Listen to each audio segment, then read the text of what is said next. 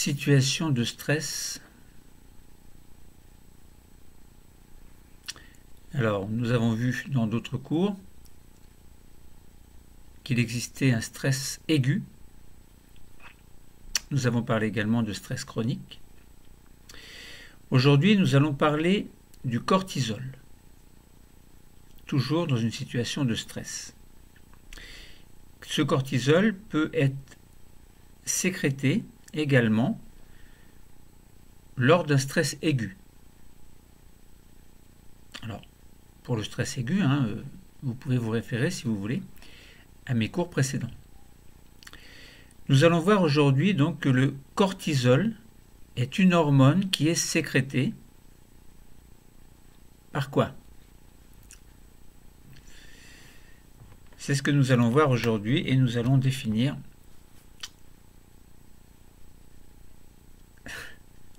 quoi?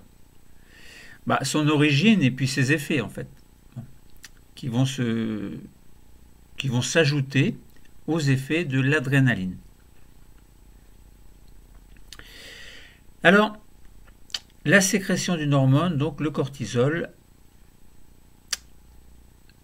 Une autre conséquence des agents stresseurs au niveau cérébral est la sécrétion de CRH par l'hypothalamus.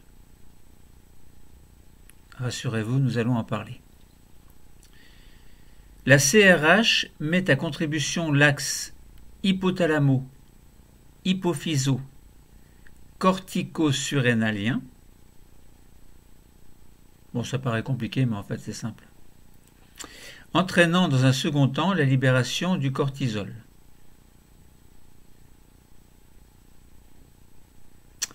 Le cortisol favorise la mobilisation du glucose et inhibe certaines fonctions, dont le système immunitaire. Alors, il serait bon qu'à l'issue de l'étude, vous sachiez bien recenser, extraire et exploiter des informations pour visualiser la libération différenciée dans le temps de l'adrénaline et du cortisol et bien sûr leurs effets. Il serait bon également que vous sachiez extraire et organiser des informations pour schématiser la boucle de régulation neuro-hormonale. Alors, aussi bien d'une manière générale que dans le cas d'un stress faisant intervenir le cortisol. Donc nous allons essayer de montrer comment le cortisol agit, bien entendu, mais d'abord il faut savoir qu'il est libéré par l'axe hypothalamo-hypophyso-cortico-surrénalien, que l'on appelle aussi l'axe corticotrope. Cortico, ça fait un peu penser à cortisol. Et puis, quelles sont les actions également? Donc, savoir montrer également, nous allons essayer de montrer également quelles sont les actions de cette hormone, cortisol, sur les cellules cibles. Alors, une petite parenthèse, c'est que le cortisol, c'est un glucocorticoïde sécrété par les corticosurrénales. Alors, c'est quoi les corticosurrénales? Eh bien, ça vient des glandes surrénales qui sont au-dessus des reins, d'où leur nom. Cortico, c'est la partie de la glande qui est située en périphérie des glandes surrénales. Et la médullosurrénale, elle qui s'occupe de sécréter l'adrénaline, est située au centre de ces glandes surrénales. Donc, au centre, la médullosurrénale qui sécrète l'adrénaline, et en périphérie, les corticosurrénales qui sécrètent le cortisol. Donc, on est bien dans la sécrétion d'une hormone que l'on appelle le cortisol, qui va avoir son effet ou ses effets lors d'un stress.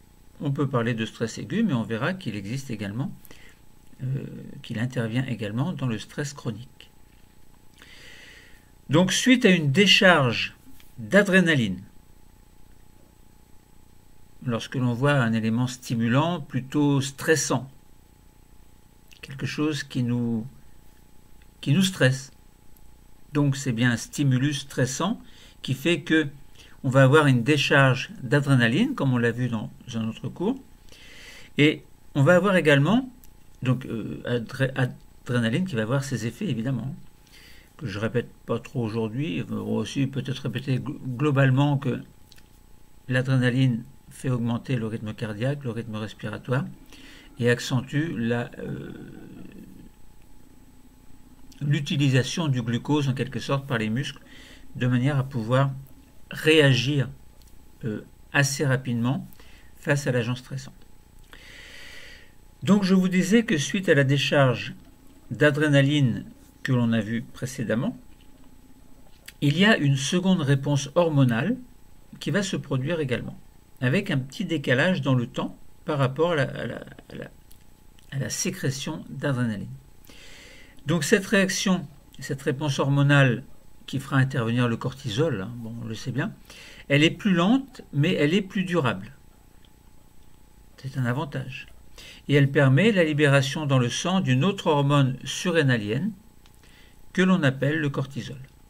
Donc cette réponse mais cette réponse hormonale se produit, elle est plus lente, elle est plus durable et elle fait intervenir le cortisol. Je répète. Donc on peut se poser la problématique suivante, c'est quelle est l'origine du cortisol et quels sont les effets du cortisol, bien évidemment. Alors nous allons voir que l'axe hypothalamo-hypophyso-cortico-surrénalien a un rôle important. Ce sera notre premier point d'étude. Deuxième point d'étude, nous allons voir la libération du cortisol et ses effets. Donc tout un programme. Alors nous verrons la position de l'hypothalamus et de l'hypophyse sur une coupe sagittale d'encéphale que vous pouvez vous procurer sur internet. Donc correspondant à une imagerie par résonance magnétique 3 en 3D et en fausse couleur. Et puis vous pouvez également mettre devant vous le schéma des relations entre ces deux organes, l'hypophyse et l'hypothalamus. Et puis vous allez voir également qu'il y a un schéma fonctionnel qui vous permet de mieux comprendre les choses. Nous verrons également sur une coupe, alors je ne vous montrerai pas, c'est à vous de les trouver les coupes. Donc une coupe de neurones de l'hypothalamus sécréteur de CRH, que je vous invite à chercher sur internet. Cherchez également des cellules de l'hypophyse sécrétrice d'ACTH, entourées par des capillaires. Faites vos recherches. Et également faites vos recherches sur les cellules du cortex surrénalien, sécrétrices de cortisol. Et puis pendant que vous y êtes, essayez de trouver un graphique qui vous montre la concentration de cortisol en fonction du temps en présence d'un agent stresseur. Bon, on en reparlera après. Et puis on verra ensuite, donc ça concerne le rôle de l'axe hypothalamo-hypophyso-cortico-surrénalien. Et ensuite, deuxième étape, nous allons étudier donc la libération de cortisol. Avec, si vous voulez, vous pouvez vous procurer sur internet une image montrant la molécule cortisol. Donc essayez de trouver un graphique cortisol en fonction du temps sur le taux journalier de cortisol sanguin d'un cheval lors d'une journée de repos au cours de certains exercices, pour mesurer donc le taux de cortisol qui reflète en quelque sorte le stress de l'animal. Et puis nous verrons également l'action du cortisol sur la réaction inflammatoire. Donc là on est au niveau du système immunitaire. Et nous verrons que le cortisol agit sur le foie en stimulant une de ses fonctions, la néoglucogénèse. Néoglucogénèse, c'est-à-dire la fabrication en quelque sorte du glucose. Suite à l'agent stressant qui fait intervenir ce cortisol. Alors commençons par présenter les cellules de 3 organes composant l'axe hypothalamo-hypophyso-surrénalien ou cortico-surrénalien, mais il y a médullo-surrénalien également.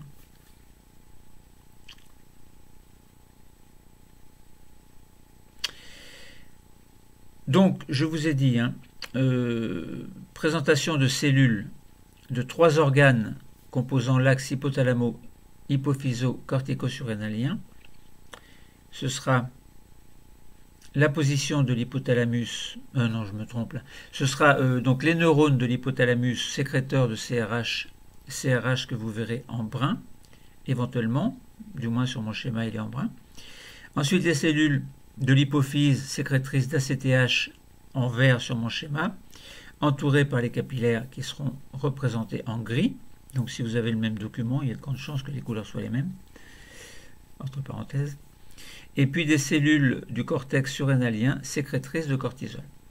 Donc là, vous voyez, vous avez donc 3 organes, 3 types de cellules qui sont en relation avec,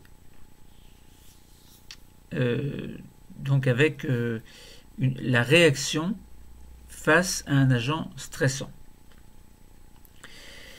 Également, alors vous avez donc les images que vous avez bien regardées, les neurones de l'hypothalamus sécréteurs de CRH, les cellules de l'hypophyse sécrétrices d'ACTH et les cellules du cortex surrénalien. Vous avez bien observé. Alors les hormones sécrétées par ces organes sont, alors au niveau de l'hypothalamus ce sera CRH, au niveau de l'hypophyse ce sera l'hormone ACTH, et au niveau du cortex surrénalien, ce sera le cortisol. Donc vous voyez, vous associez 3 organes. Dans ces organes, il y a des cellules. Et ces cellules vont sécréter des hormones. Autrement dit, l'hypothalamus sécrète le CRH qui va agir sur l'hypophyse, qui alors va produire la CTH, qui va agir sur le cortex surrénalien, pour faire en sorte que le cortisol soit sécrété par ce cortex surrénalien. Alors, donc je dis cellules, 3 organes cellules, les hormones qui vont avec, et la relation et la chronologie des sécrétions qu'il faut bien comprendre, c'est-à-dire que relation entre les 3 organes, c'est quoi? Eh bien, c'est la communication grâce à des hormones. La CRH est produite par l'hypothalamus, qui communique avec l'hypophyse, cette CRH. Alors, l'hypothalamus communique avec l'hypophyse indirectement par la CRH. C'est l'hormone qui est l'agent de communication. C'est en quelque sorte un facteur, cette CRH, qui dit à l'hypophyse, entre guillemets, il faut sécréter la CTH pour que la CTH se dirige par le réseau sanguin jusqu'aux glandes surrénales au niveau du cortex surrénalien pour produire le cortisol. Et le cortisol va agir, nous le verrons plus tard, en réponse à l'agent stressant. Là pour l'instant on voit sa sécrétion, on n'a pas encore vu son action. C'est-à-dire qu'on pose les bases anatomiques des choses et ensuite on va voir, une fois que le cortisol est libéré, quelle sera son action. Alors on se doute bien que c'est une réaction face à l'agent stimulant, à l'agent stressant, en quelque sorte. Donc, vous avez bien compris, j'insiste lourdement. Vous avez 3 organes, donc 3 types de cellules qui sécrètent chacune des hormones spécifiques, et il y a une relation entre ces 3 organes par l'intermédiaire des hormones, et il y a une chronologie de sécrétion avec pour point final la sécrétion de cortisol. Bon, là vous devez vraiment avoir compris. Alors, je vais encore répéter, ne vous inquiétez pas, c'est pas fini. L'hypothalamus, donc c'est une petite zone cérébrale, en fait je vous précise un petit peu plus là. Donc l'hypothalamus, c'est une petite zone cérébrale dont les neurones ont la particularité de fabriquer des hormones, comme par exemple la CRH de l'anglais corticotropine releasing hormone, CRH. Cette CRH, donc une hormone sécrétée par l'hypothalamus, intervient dans la sécrétion de cortisol par le cortex surrénalien, mais pas directement. Enfin, en théorie, pas directement. En fait, l'hypothalamus est relié par des capillaires sanguins à une glande située sous le cerveau, et cette glande, on l'appelle hypophyse. Donc ça veut dire qu'on a l'hypothalamus, puis on a un réseau sanguin qui fait communiquer cet hypothalamus avec l'hypophyse. Cette hypophyse produit également de nombreuses hormones, dont, ce qui nous intéresse ici, l'ACTH, donc ACTH, qui signifie adréno-corticotrophique hormone, ACTH. Cette ACTH est elle aussi impliquée dans la sécrétion de cortisol. En 1955, R. Guillemin a prouvé qu'une hypophyse cultivée in vitro ne produisait ces hormones qu'à la condition d'être mise en présence de fragments d'hypothalamus prélevés dans le cerveau.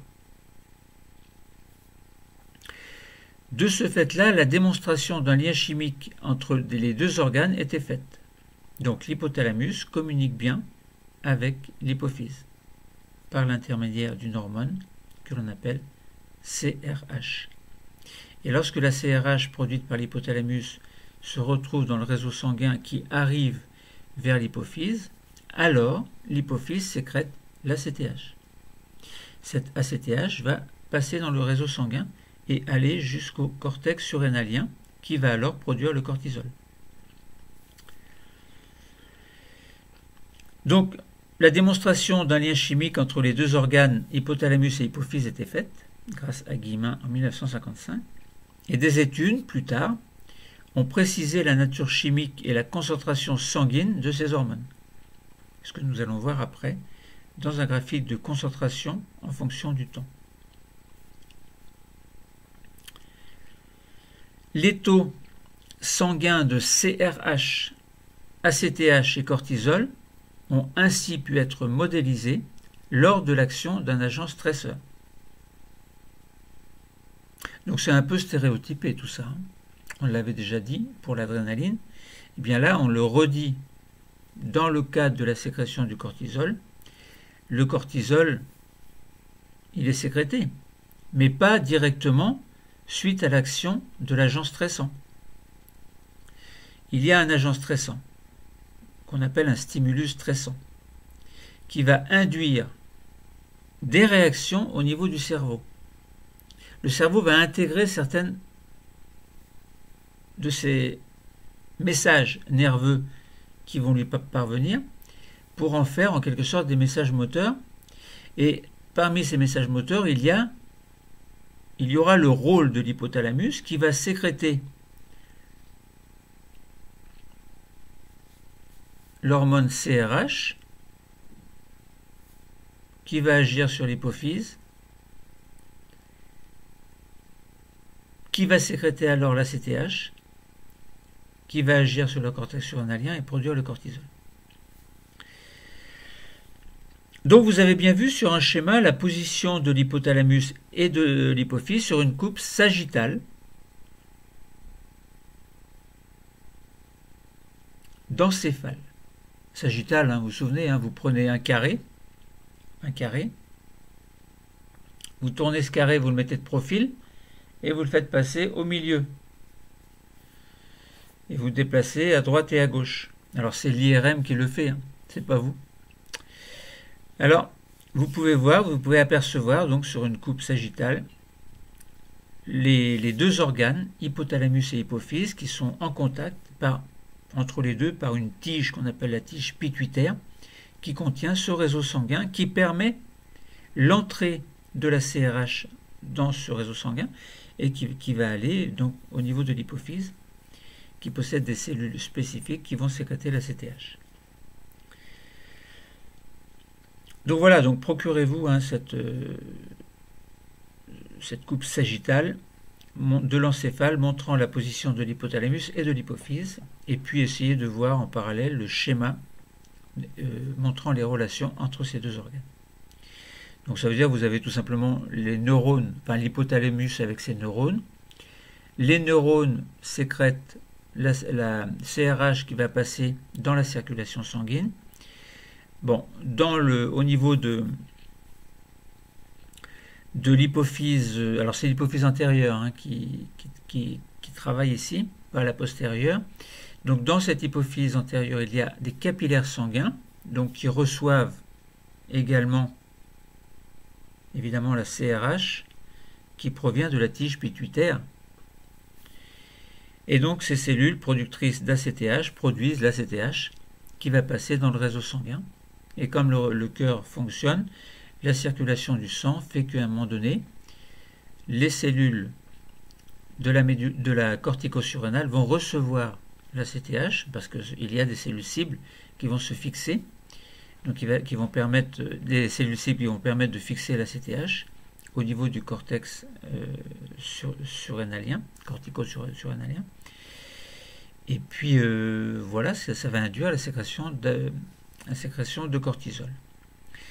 Donc si vous regardez un graphique montrant la sécrétion des hormones CRH, ACTH et cortisol en présence d'un agent stresseur, vous voyez qu'il y a un décalage de sécrétion dès le départ.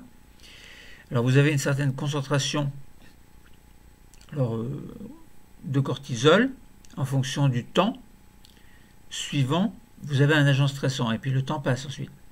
Et là on s'aperçoit qu'il y a d'abord sécrétion de CRH, puis sécrétion d'ACTH, puis sécrétion de cortisol, avec un petit décalage dans le temps. La CRH est produite en premier, l'ACTH en deuxième, le cortisol en troisième. Et là, on voit bien que par rapport au schéma fonctionnel que l'on a expliqué tout à l'heure, puisque la CRH est produite en premier, on comprend bien que c'est l'hypothalamus qui a sécrété la CRH, et puisque la CTH est sécrétée en deuxième, on comprend bien que la CRH est venue stimuler l'hypophyse, puisque la CRH est fixée sur des cellules cibles que possède l'hypophyse. L'hypophyse, de ce fait-là, a compris le message, c'est celui de sécréter de la CTH. La CTH, à son tour, est passée dans le réseau sanguin, il est venu se fixer, cette hormone est venue se fixer sur les cellules cibles du cortex surrénalien, qui a produit alors le cortisol. Donc là, on a fait un petit peu le tour des choses concernant le rôle de l'axe hypothalamo-hypophyso-cortico-surrénalien. Voilà. Bon, je fais beaucoup de répétitions, hein, mais c'est pour que vous compreniez bien. Je pourrais dire qu'une fois les choses, hein. Mais par expérience, mon métier d'enseignant m'avait montré que il faut répéter beaucoup les choses.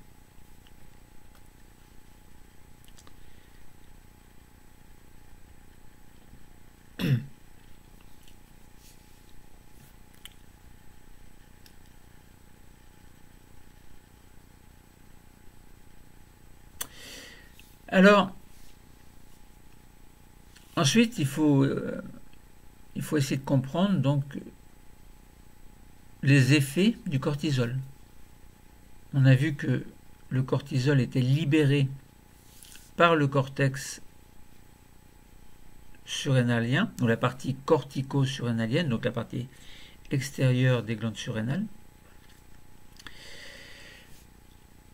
Donc nous allons montrer que le dosage du cortisol sanguin chez un cheval lors d'une journée de repos, sans stress, et lors d'une journée comportant 2 exercices d'endurance assimilés à des agents stresseurs. Nous allons montrer donc que ce que je vous dis là, c'est vrai. Qu'est-ce qui est vrai? Eh bien, c'est que le cheval va être stressé. Donc, il est stressé par quoi? Par des agents stresseurs. lors d'une journée de repos sans stress et lors d'une journée où il y aura 2 exercices. Donc il est un petit peu stressé parce qu'il sait qu'il va travailler. Et même pendant le travail, il est stressé, pour X raisons. Ensuite, donc 2 actions majeures du cortisol seront précisées.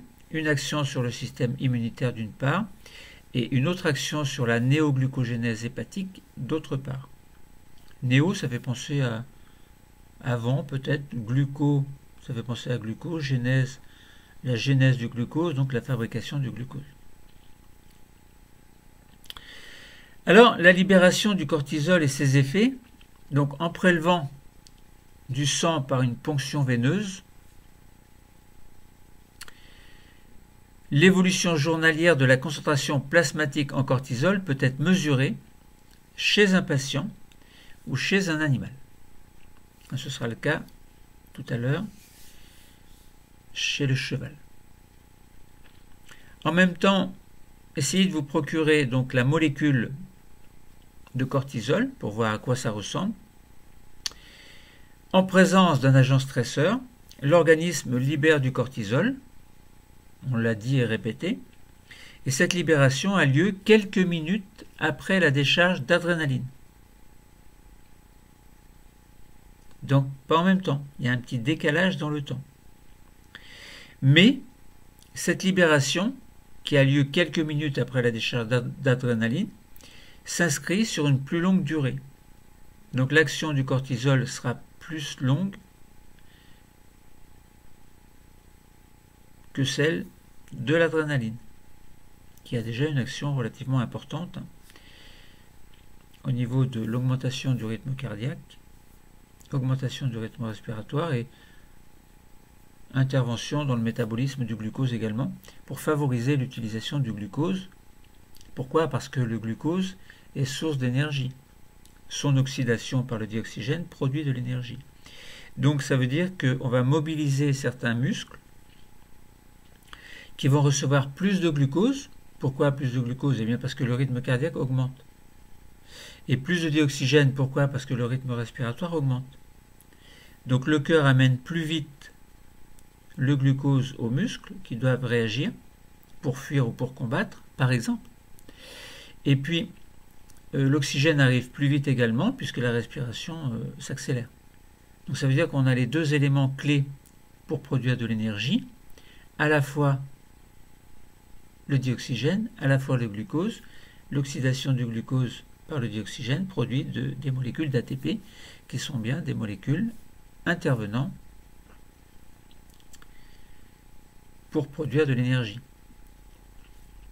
ATP, adénosine triphosphate. Alors la troisième liaison entre parenthèses entre les 2 derniers phosphates et surtout c'est la plus énergétique. Donc ça veut dire que certaines réactions du métabolisme vont avoir besoin d'un petit coup d'énergie.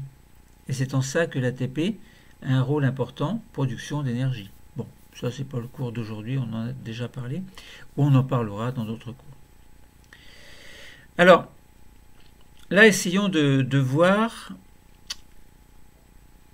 sur un graphique la quantité de cortisol plasmatique produite en fonction du temps.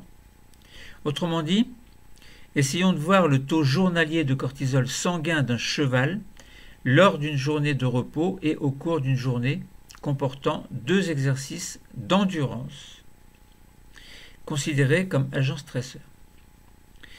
Alors, lorsque c'est une journée de repos, le cheval se repose. Et si vous regardez la quantité de cortisol plasmatique qui est produite, alors le plasma c'est quoi? Le sang c'est quoi? C'est du plasma plus des globules rouges. Le sang est rouge. Mais si vous enlevez les globules rouges, le sang est jaune. C'est le plasma.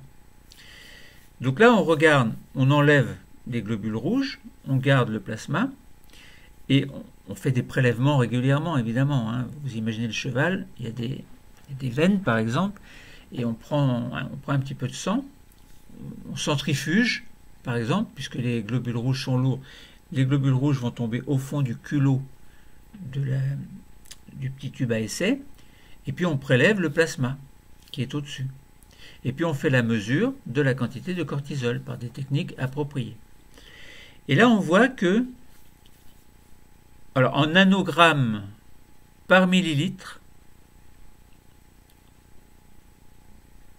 vous prenez 1 millilitre, c'est 1 cm3. 1 cm sur 1 cm sur 1 cm. Ça fait un petit cube de 1 cm3. C'est aussi 1 millilitre. C'est pareil, pour avoir une idée de l'ordre de grandeur de ce que vous allez, de la quantité de cortisol qui se trouve dans ce centimètre cube. Alors, journée de repos, on fait une mesure à 9h30, entre 9h30 et 12h30, puis 16h, puis 0h, donc à minuit, quoi. Puis 9h30 le matin, etc. Et on s'aperçoit que tout au long de la journée, la quantité de cortisol est pratiquement la même et se situe à une valeur entre 20 et 40 nanogrammes par millilitre, avec une petite augmentation un petit peu avant 12h30 à 50 millilitres, 50 nanogrammes par millilitre. Puis ensuite, cette quantité de cortisol diminue pour atteindre 20 à peu près. Et puis ensuite, si on regarde, globalement, c'est pratiquement une concentration constante lorsque l'organisme est au repos.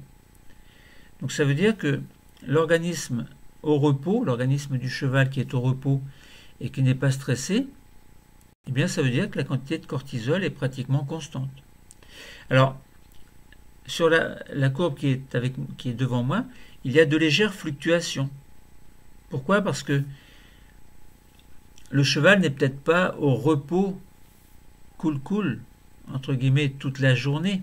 Peut-être qu'il y a des petites phases où, s'il aperçoit un rat, peut-être qu'il va être un peu stressé. S'il entend passer un chien, ou l'agriculteur, ou sa femme, peut-être qu'il subit des petits stress qui l'inquiètent. Bon, ce qui fait qu'on peut avoir des petites fluctuations au cours de la journée. Maintenant, essayons de regarder le taux de cortisol lorsqu'il y a des exercices d'endurance. Donc ça veut dire que le cheval est prêt, il est enrainé et tout, et allez, on va dans le labour, et puis on mesure la quantité de cortisol. Et là c'est très net, c'est que au départ on avait à peu près avant la situation stressante, le cheval était au repos. Et puis à un moment donné, il a bien fallu que l'agriculteur vienne l'enraîner, le préparer. Donc il y a eu un léger stress, mais sans plus. Voilà. Ça veut dire que de la position de repos à 35 à peu près, on est passé à 40 pour monter à 45 à peu près. Donc ça veut dire que le cheval était un petit peu stressé, mais pas trop parce qu'il connaissait l'agriculteur. Donc ça veut dire que bon, le taux de cortisol a augmenté un petit peu, mais pas trop. Et puis dès l'instant où l'exercice a commencé, à 9h30 et jusqu'à 12h30, eh bien la quantité de cortisol est montée pratiquement en flèche pour atteindre 80 voire 90 en fin d'exercice physique. Donc ça veut dire que en fin d'exercice physique, il était épuisé, et épuisé donc situation stressante, très stressante, et la quantité est montée à 90. Vous voyez, vous faites la comparaison entre 20 et 40, c'était en situation de repos, non stressant, et puis en situation d'endurance entre 9h30 et 12h30, une montée en flèche à 80 et à 90. Donc ça veut dire que dans la situation stressante, la quantité de cortisol a bien augmenté. Puis un petit repos de quelques dizaines de minutes, et la quantité de cortisol a diminué pour atteindre 60. Mais cette quantité n'est pas revenue à 40, enfin entre 40 et 20.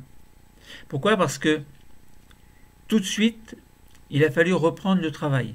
C'était un exercice, le deuxième exercice d'endurance. Donc, deuxième exercice d'endurance, le taux de cortisol est monté en flèche jusqu'à 120. Tout à l'heure, il était monté en flèche à 80-90. Et là, il est remonté encore plus haut, au taux de 120. Donc ça veut dire que le pauvre cheval, à 16 heures, le taux était à 120. Alors qu'à 13 heures, il est passé de 60 à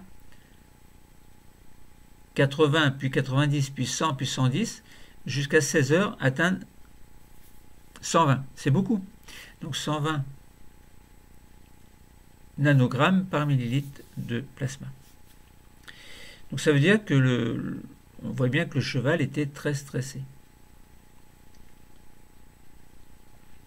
Et puis ensuite, l'exercice est arrêté à 16 heures et la quantité de cortisol est restée au-dessus de la valeur de repos, donc 40 jusqu'à pratiquement 20h, 20h30. Donc ça veut dire que même lorsque l'exercice, lorsque la situation stressante, lorsque l'agent stresseur n'est plus là, n'a plus lieu d'être, n'est plus là, eh bien la quantité de cortisol reste quand même assez élevée un certain temps. Ça veut dire que on ne revient pas à ce que l'on appelle la résilience, c'est-à-dire l'état que l'on avait avant la situation stressante, on ne revient pas à cet état de résilience rapidement. Son état est revenu à la normale vers 20h, 21h. Donc ça veut dire qu'avant ça, le pauvre cheval était stressé et est resté stressé. Et puis ensuite, comme il n'y avait pas d'autre exercice, l'allure de la courbe ressemblait pratiquement à l'allure de la courbe au repos. Ça veut dire qu'il n'y avait plus de stress. Donc voilà, on a bien compris que lorsque l'on fait la lecture des taux de cortisol sanguin chez le cheval, sans stress, eh bien le taux moyen est de 40 nanogrammes par millilitre à peu près. Mais lors des épreuves d'endurance, ce taux va doubler lors de la première situation stressante et puis tripler lors de la seconde situation stressante. 40, 3 x 4, 12. On a bien triplé. Donc on a bien un lien entre la présence de l'agent stresseur et l'augmentation du taux de cortisol sanguin. Alors plasmatique évidemment, mais comme le plasma, c'est le sang en fait, sang des globules rouges. Donc c'est bien le cortisol qui est sécrété lorsqu'il y a une situation stressante.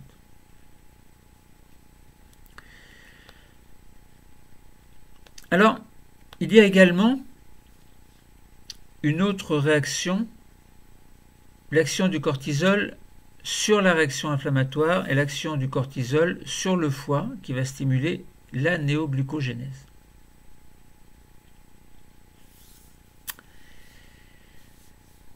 Alors, là nous allons essayer de mettre en évidence les deux actions du cortisol.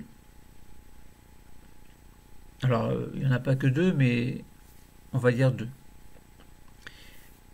La lecture d'un premier schéma fonctionnel dans le document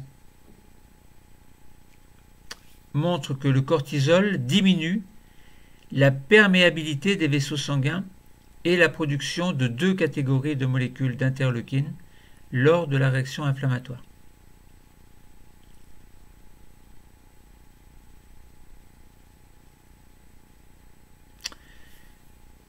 L'immunité innée également est inhibée par cette hormone.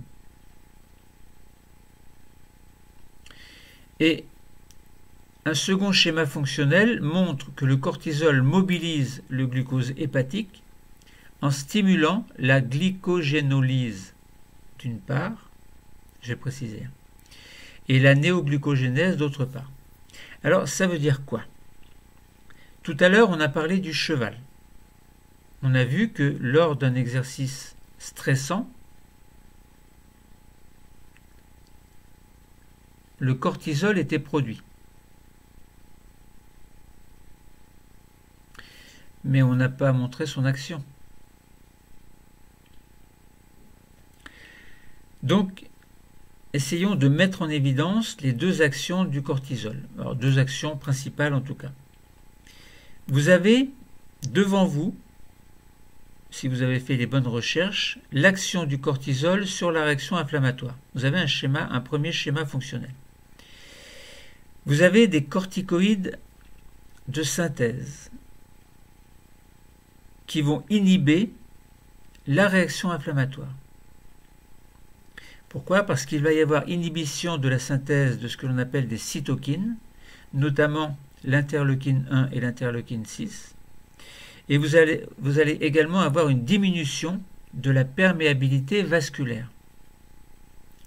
Autrement dit, vous allez avoir une inhibition de la réaction inflammatoire.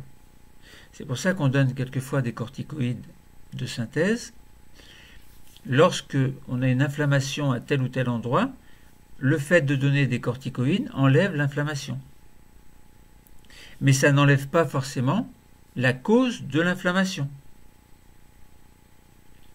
Donc là, vous voyez que vous avez un premier schéma fonctionnel qui montre que le cortisol diminue la perméabilité des vaisseaux sanguins, donc diminution de la perméabilité vasculaire, et puis également la production de 2 catégories de molécules d'interleukine lors de la réaction inflammatoire. Donc ça veut dire diminue la production, inhibe même la production de certaines molécules d'interleukine lors de la réaction inflammatoire. D'où la diminution de l'inflammation. Pourquoi? Parce que ces corticoïdes de synthèse, par exemple, qui ont cette action, montrent que dans l'état normal, dans la production du cortisol suite à un agent stresseur, eh bien ça veut dire que le cortisol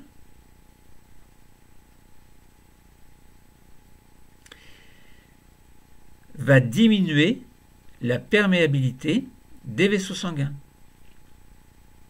Or, cette perméabilité vasculaire intervient dans la réaction inflammatoire.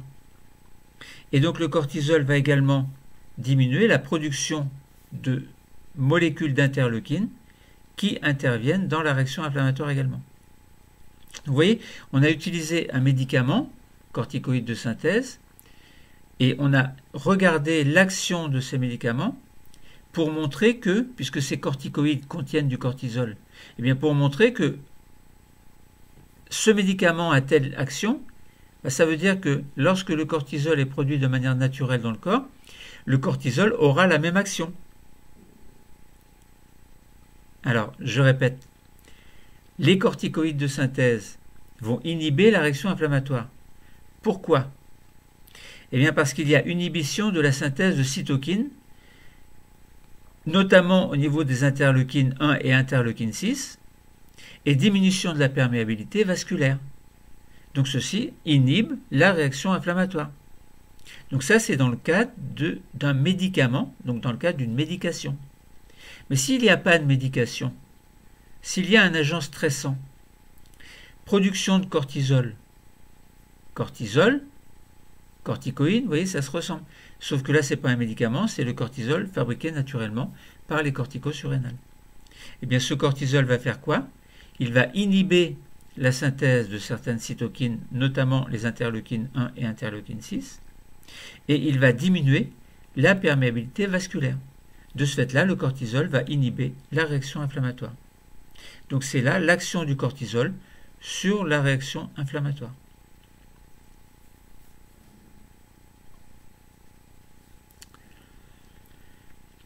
Alors on a dit, on met en évidence 2 actions du cortisol. Première action, c'est l'action du cortisol sur la réaction inflammatoire. Et deuxième action, donc vous devez avoir devant vous un deuxième schéma fonctionnel, celui du cortisol qui agit sur le foie, en stimulant une de ses fonctions, la néoglucogénèse. Mais l'action ne se fait pas que sur la néoglucogénèse, elle se fait également sur la glycogénolyse. Alors, donc, l'immunité innée, alors ça on en parlera après. Non, enfin on peut dire que, là j'ai oublié de vous dire que l'immunité innée est inhibée par cette hormone, l'immunité innée. Innée, ça veut dire que ce sont les premières réactions qui se mettent en place lorsqu'il y a par exemple un agent pathogène. Alors là je ne parle pas d'agent stressant, je parle par exemple d'un microbe Ça peut être un parasite, un virus, une bactérie, etc. Donc il y a dans la réaction immunitaire, il y a la réaction innée qui est très rapide et qui fait intervenir cette inflammation. Et puis ensuite, il y a des réactions plus lentes qui se mettent en place, faisant intervenir d'autres cellules, par exemple les lymphocytes B, lymphocytes T, etc. Donc ils vont agir, mais au bout d'un certain temps, en relation avec la production d'anticorps également.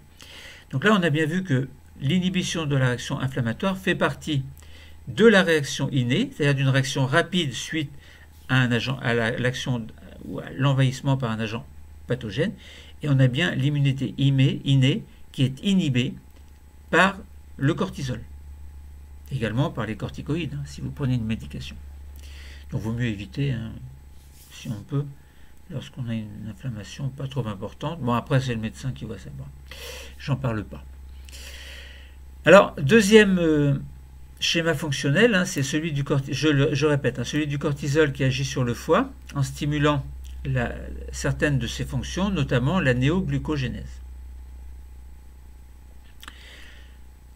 Donc, ça veut dire que le cortisol, en fait, il va mobiliser du glucose hépatique en stimulant la glycogénolyse d'une part et la néoglucogénèse d'autre part. Alors, ça veut dire que vous avez, par exemple,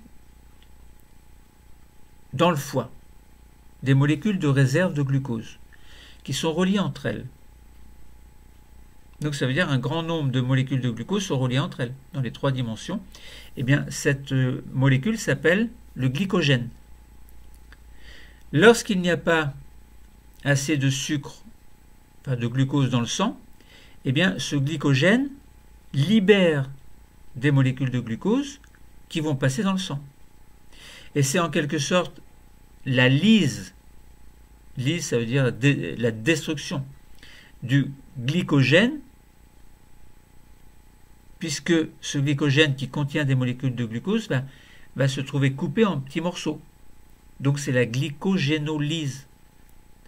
Si on avait la glycogénogénèse, ce seraient des molécules de glucose qui se fixent sur du glycogène qui est déjà en place dans le foie. Mais là, c'est sous l'action du cortisol, on a une glycogénolyse, ça veut dire une libération de glucose qui provient du glycogène, et ce glucose va passer dans le sang. Pourquoi ? Parce que suite à l'agent stressant, à la situation stressante, on a besoin d'énergie pour fuir au plus vite ou attaquer, par exemple. Eh bien, il faut qu'il y ait du glucose qui arrive. Pourquoi ? Parce que le glucose, c'est une source d'énergie. Son oxydation produit des molécules d'ATP qui vont intervenir dans des réactions qui font intervenir les muscles, évidemment.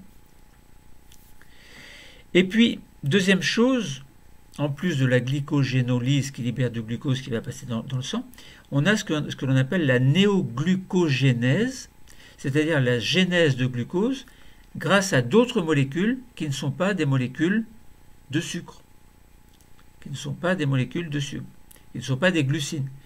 Mais il va y avoir formation de glucose à partir de glycérol. Vous voyez que ce n'est pas du glycérol, on pense à lipides. Et puis acides aminés, on pense à protéines. Eh bien, les acides aminés et les glycérols vont être transformés par une série de réactions du métabolisme pour être transformés en glucose. Voilà. Et ce glucose, qu'est-ce qu'il va faire ? Il va passer dans le sang également. Une partie de ce glucose qui provient de la néoglucogénèse va passer dans le sang également.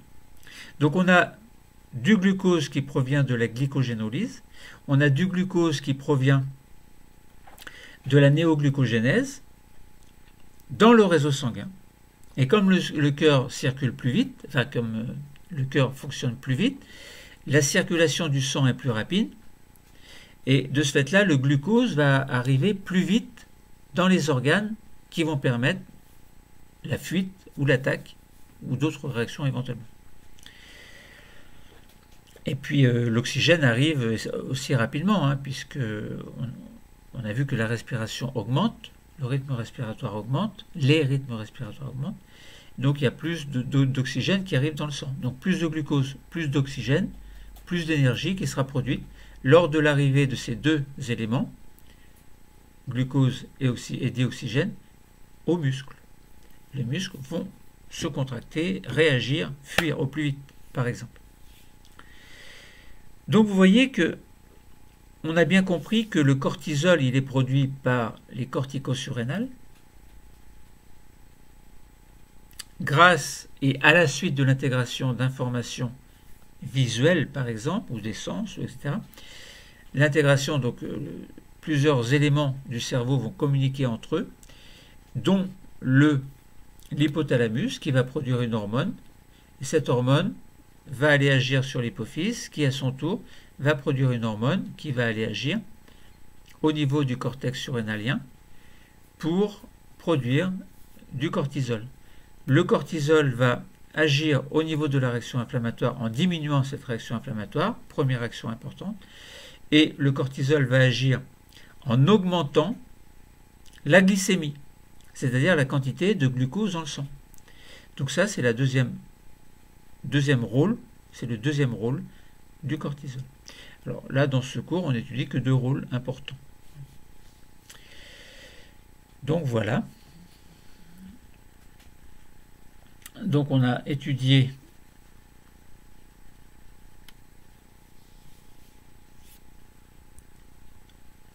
ce cortisol.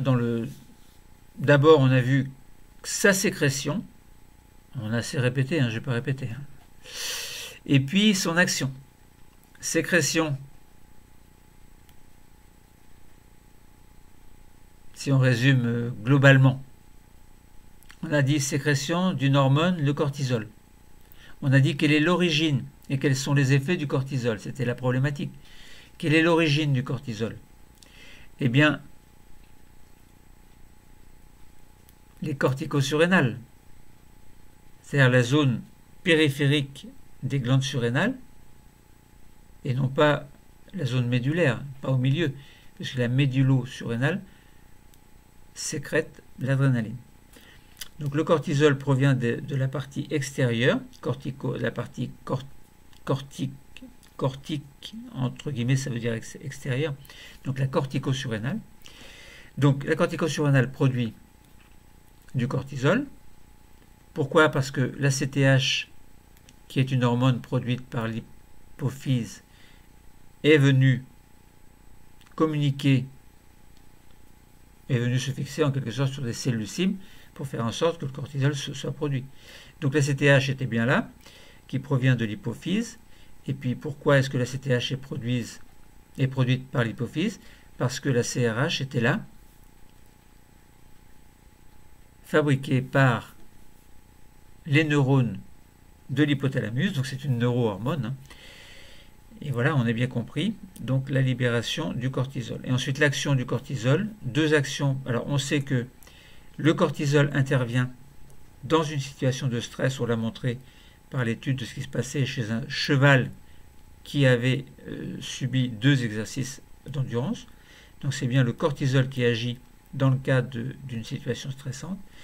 Et quelle est son action? Eh bien, 2 actions principales que l'on a vues aujourd'hui.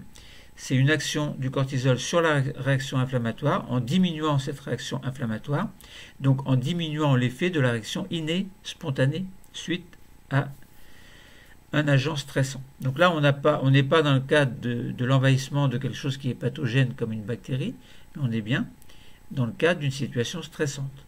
Donc ça veut dire que le cortisol intervient dans un état de stress. Mais c'est embêtant parce que de ce fait-là, si on a une infection par une bactérie, vu que le cortisol diminue ses réactions inflammatoires, mais ça veut dire que l'organisme va moins bien agir sur l'envahisseur pathogène. Donc c'est pas très bien tout ça. Donc il vaut mieux éviter d'être dans une situation de stress, il vaut mieux éviter de prendre des corticoïdes également, sauf nécessité absolue. Donc ça, c'était la première action du cortisol, donc diminuer la réaction inflammatoire en inhibant la synthèse des cytokines, interleukines 1 et 6, et en diminuant la perméabilité vasculaire, comme on avait vu. Et deuxième action, eh bien, c'est de augmenter la glycémie selon deux mécanismes. La glycogénolyse qui est activée, donc libération de glucose à partir du glycogène, qui va passer dans le sang, le glucose, pas le glycogène. Et la néoglucogénèse, c'est-à-dire fabrication de glucose à partir de molécules qui ne sont pas glucidiques, mais qui sont plutôt protéiques ou lipidiques, et fabrication donc de glucose qui va à son tour, qui va également passer dans le sang. Donc on a bien plus de glucose dans le sang, donc on a bien une augmentation de la glycémie. Le cours est terminé, merci.